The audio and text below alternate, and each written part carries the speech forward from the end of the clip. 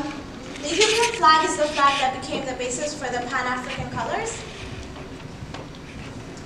Red is for sacrifice, power, and faith.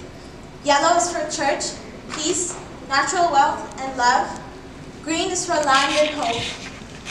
Since there are more than 81 nations and nationalities in Ethiopia, the music is also just as diverse.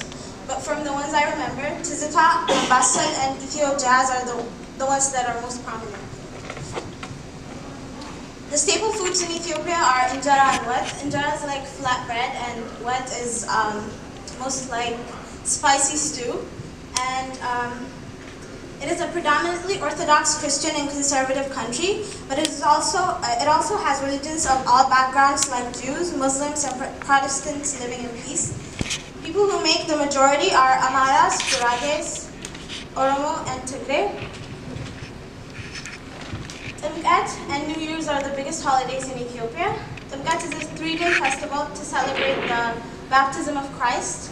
The New Year's is also a different day in Ethiopia as it is everywhere else in the world, and it is a large celebration in Ethiopia. Some fun facts about Ethiopia are there are 13 months to the year in Ethiopia. It is 2010 in Ethiopia right now because we have a different calendar system. It is the birthplace of the Rastafarian movement, and coffee originated from there.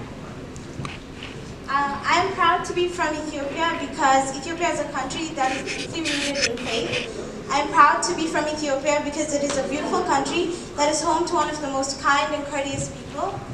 I am proud to be from Ethiopia because of the rich culture, history, and traditions that exist there.